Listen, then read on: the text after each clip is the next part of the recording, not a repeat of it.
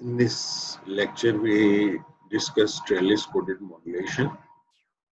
In previous lecture, we study about other coding techniques in which we achieve the coding gain at the cost of increasing bandwidth. But in Trellis coded modulation, we can achieve the coding gain, but not at the cost of bandwidth. So, in fact, we are using tensor constellation for Trellis coded modulation, and there are some disadvantages of tensor constellation if we are not using it with Trellis coded modulation. And one of this is that we are decreasing the minimum distance between the adjacent symbols, and we are decreasing the bit rate performance of the system, while we are achieving the better bandwidth efficiency and throughput of the system. So in terms of bits per second per hertz, the tensor constellations are better. And if we are not using it with Trellis coded modulation, so their performance degrades. So we don't want to decrease the performance degradation, and we don't want that the minimum distance between the adjacent symbol will decrease. So for this, we use Trellis coded modulation to offset this loss. So in Trellis coded modulation, we take the advantage of the distance property of the code and the distance property of the constellation. So in this way, we map coded and uncoded bits to the constellation points. So we achieve this with the help of Trellis structure. Once we draw the constellation, and from this constellation we draw the trellis structure or the trellis diagram, and from this trellis diagram we draw the encoder structure. So this is somehow opposite we have done in convolution codes, where we draw the encoder structure and then we draw the trellis structure. Here we draw the trellis structure based on the constellation, and then we draw the encoder structure. Trellis coded modulation use a partitioning rule, or this is the set partitioning. This will divide the constellations into lower constellations, and these constellation in fact increase the minimum distance between the adjacent symbols. For binary data, we divide the signal set into two subsets, and the number of stages depend on the particular TCM scheme, that how many stages we use to partition the modulation or the constellation in the Trellis coded modulation scheme. Here we have the 8 PSK constellation, and we are using the set partitioning rule called Uber-Beow partitioning rule. So in this, we have the 8 PSK constellation, and we called it A0. And the distance between the adjacent symbol is 2 ES under root sine pi by 8. So when we split it into the two subsets B0 and B1 in such a way that the set 1 contains 0, 2, 4, 6 symbols and the set 2 contains 1, 3, 5, 7 symbols. So the distance between the adjacent symbol is increased to under root 2 ES. So this can be further partitioned into C0 and C1. So, and the second set will be divided into C2 and C3. So the distance will be constant between the adjacent symbol and its 2 ES under root. So in this, we also increase the distance between the adjacent symbols.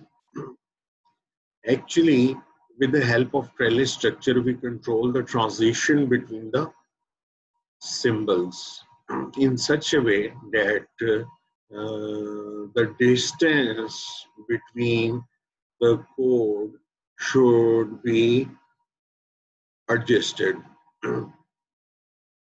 or we can have the constellation points in the coded stream from one subset, not switch between the two subsets. So in that way, we can achieve the higher minimum distance, which is good for error performance. Now, we draw the 4-state trellis structure for this Uger-Bube partitioning. And we go to the rules first to see the 4-state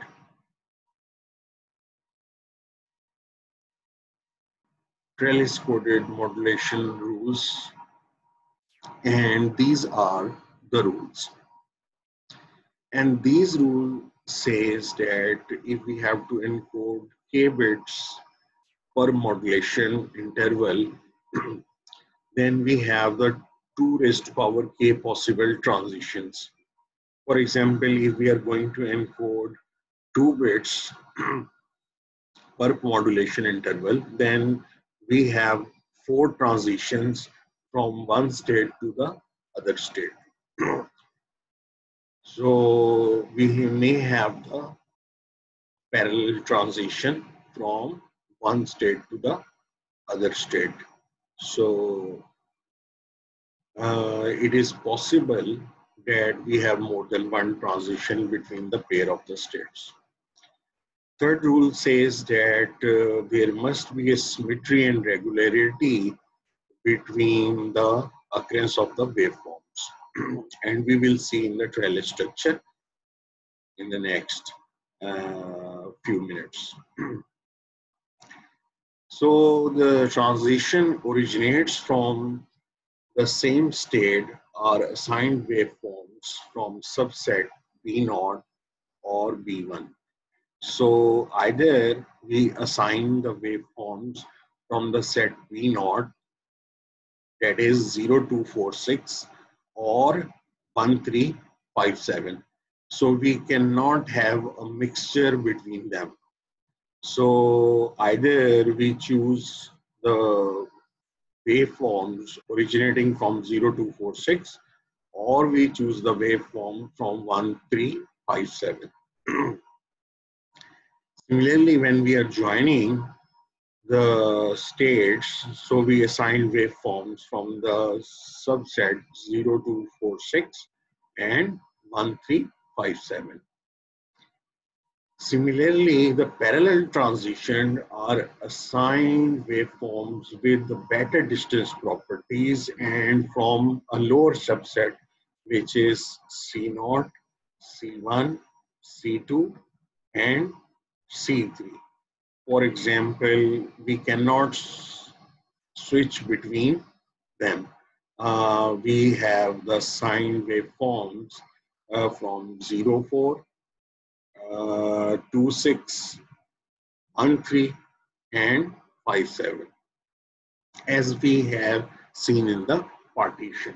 We cannot go in between, so the transition is in that manner. Now we see the trellis structure and see that how we follow these rules. So this is the 4-state trellis structure, and you see that here we have the 0, 4, 2, 6. Either we have the state C0, C1, or we have the state 2604, which is C1, C0. So we cannot choose the state out of B1. So this C0, C1 belongs to B0. This belongs to B0, and this also belongs to B0.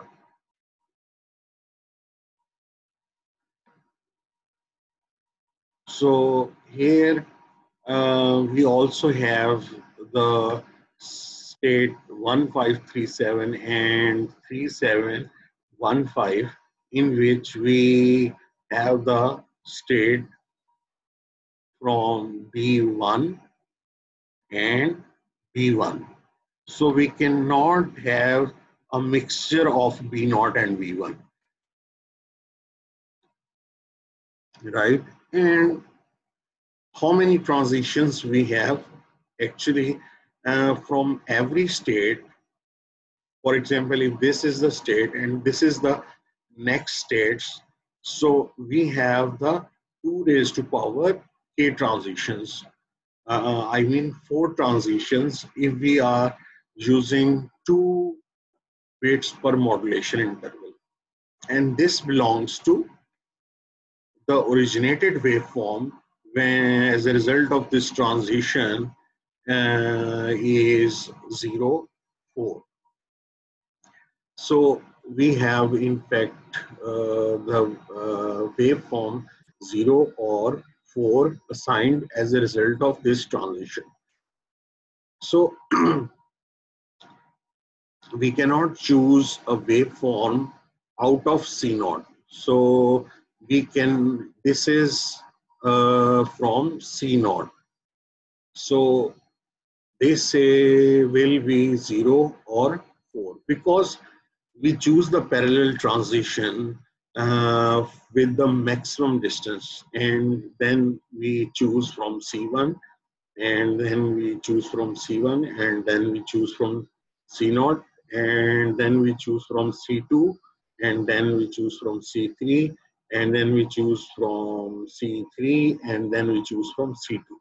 So this is a symmetrical transitions from one state to the other state, and it will remain same. There will be no difference in between them.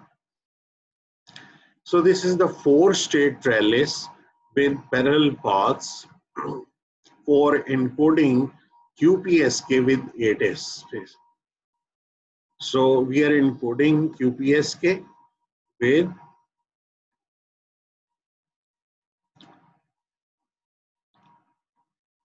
8 PSK.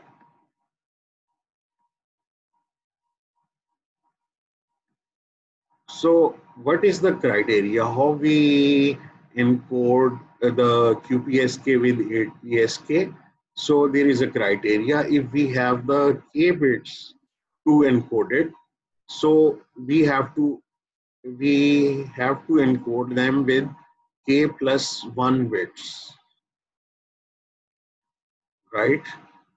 And the total number of possible symbols are 2 raised to power k, and here is 2 raised to power k plus 1. So here it is m dash is the coded set of waveforms which is equal to 8, and we have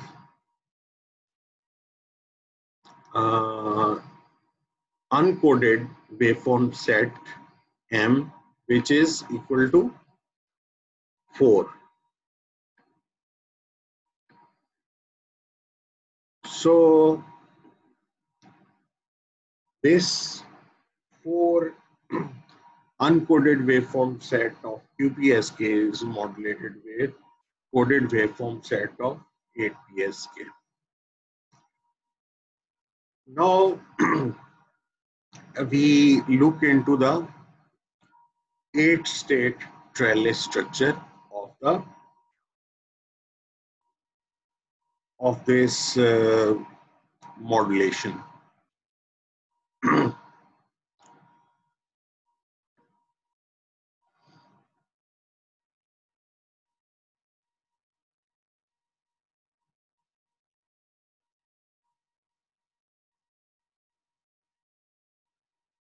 So this is the 8-state structure of the 8PSK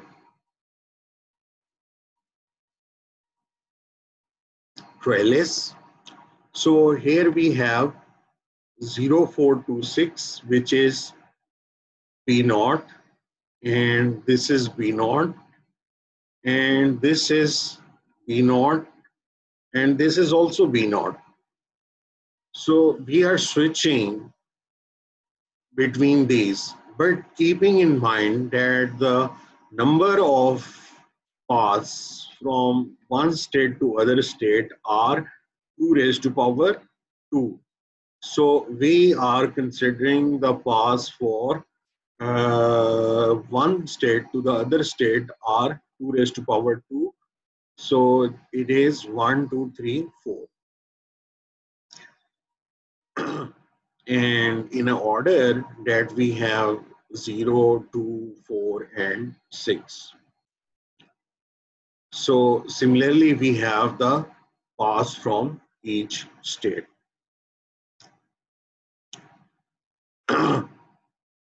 So this is in fact is the waveform occurs as a result of transition from this state to this state is 0. So in this trellis structure, we don't have the parallel paths because we don't need it, because we have the 8 states and we have the 4 possible transition without parallel paths. So now we see that how we calculate the distance in the trellis structure. For this, first we see the uncoded QPSK system. So it's the QPSK trellis representation with one state. So if we have one state, so we have the 4 paths, which is 2 raised to power 2 is equal to 4 from one state to the next state. And we have the possibility that the waveform occurs as a result of first transition may be 0, 1, 2, and 3. And similarly, from this state to next state, we have the same 4 transitions, and similarly for the next. So how we choose the distance property? So whenever we have to calculate the distance property, we take the reference path. So the reference path from which we calculate the distance is 0, 0, and 0 path. So for this reference path, we see that the distance is 3es under root. So go back and see it again. So we have the es under root distance here, ES under root distance, and this will be increased to 2 ES under root when we have the two transitions, and when we have the 3-bit 3-symbol transitions, so it is in fact 3 ES under root. So this is in fact is the reference distance, and we will calculate the minimum distance from the closest path. So for the closest path, it is 0, 0, and 1. So for this closest path, we have the 0, 0, 0 symbol, and the next symbol combination is 0, 0, 1, and the distance between them is 2 ES under root. So this is the case for uncoded QPSK. So we calculate the minimum distance for the uncoded QPSK is 0 square, 0 square, and plus 2 ES square under root. So this will be 2 ES under root, which is the minimum distance of QPSK. So how we can take the minimum distance in case of the 4-state trellis? So this will be, we take the 3 consecutive 0 symbols and we match it with the closest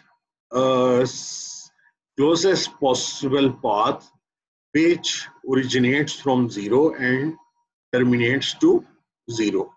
So it will be the path which we have symbol originated 2, 1, and 2. So this is the closest path which originates from 0 and terminates to 0. So we find the distance between 0, 0 and 2, 1, 2. So this will be in fact is the coded 4-state trellis for 8 PSK. So the minimum distance is in fact is 2 ES under root square, because the distance between 0 and 2 is 0 and 2 is 2 ES under root, and distance between 0 and 1 is 2 ES sine pi by 8. So it is 2, we have 2 ES under root, we have 2 ES under root, and we have 2 ES sine pi by 8 in case of 1. So when we solve it, we get the 2.14 ES under root.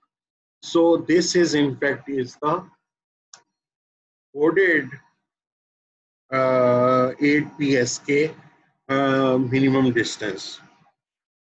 So in fact, we want to find the coding gain of our system. So we calculate it with the help of the minimum distance for 8 PSK Trellis coded modulation with the reference D minimum of QPSK. So this is in fact is we have seen that we take the square of these two distances and we have 10 log of this, and that distance is 4 ES and 2 ES. So this will give us 2, and that is eventually 3 dB gain. And if we see the union bond, so union bond is in fact is the D min of the coded system divided by 2 N naught under root, which is the noise power spectral density, and M minus 1 is in fact is the number of symbols in the coded stream minus 1 divided by 1 by 2. So this is the minimum criteria for achieving the bit error rate probability with the coded Trellis coded modulation.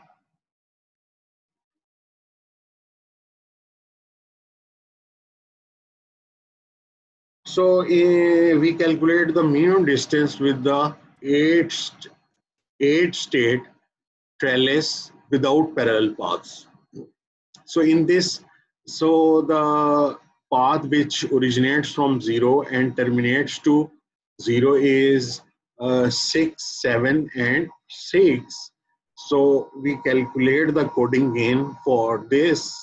So this is in fact is the minimum distance, which is 2.14 ES under root, and the coding gain for this is 3.6 dB. So we have 0.6 dB gain improvement with 8-state Trellis structure. So before we further discuss, we consider the case of one dimension Trellis coded modulation and see the coding gain in it.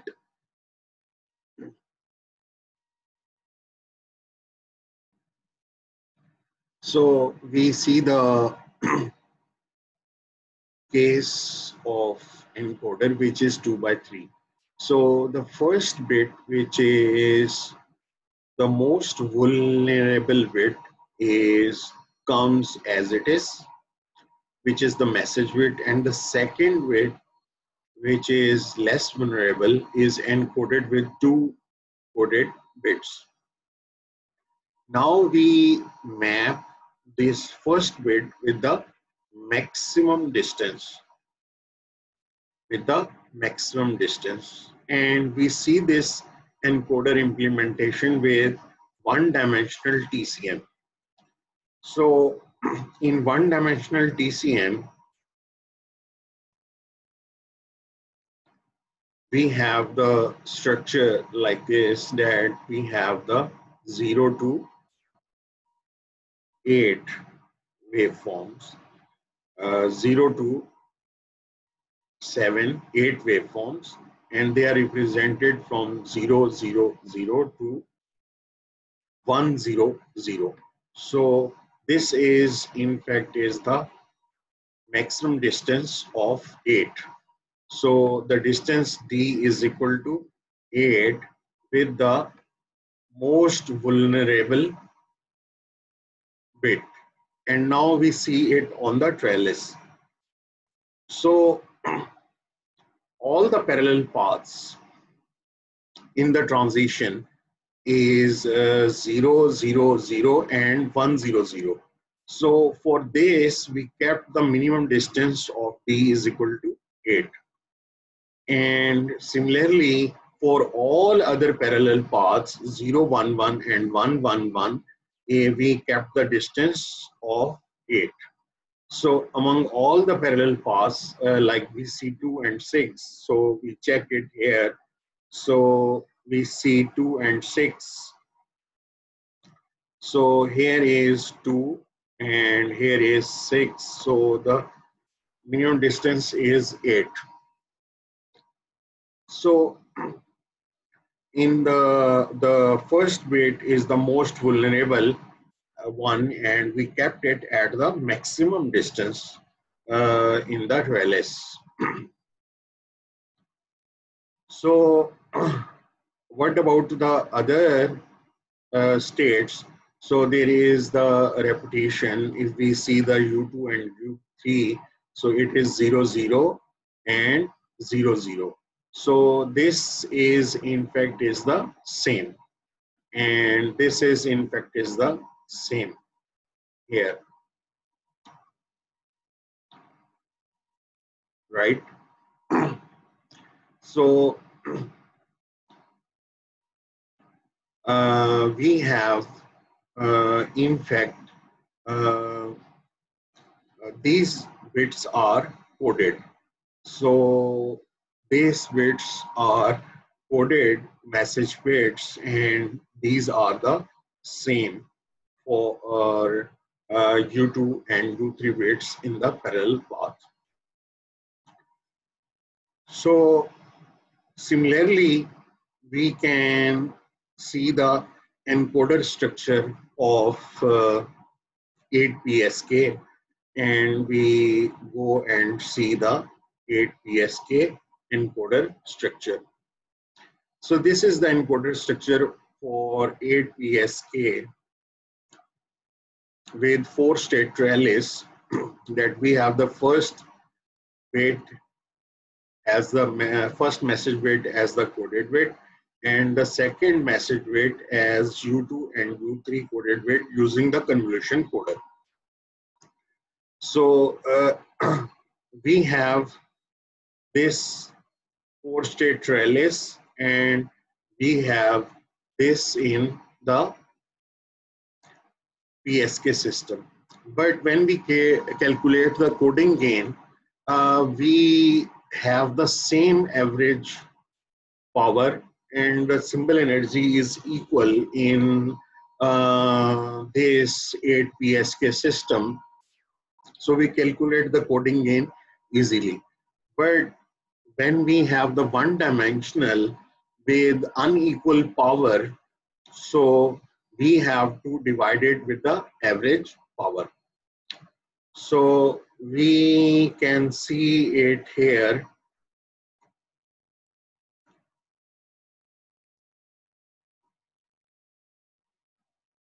That in case of PAM, we divide it with the coding gain with the average power, average symbol power, and the average symbol power is the sum of all the distances in the M-ray communication, and calculate all the distance square and divided it by M.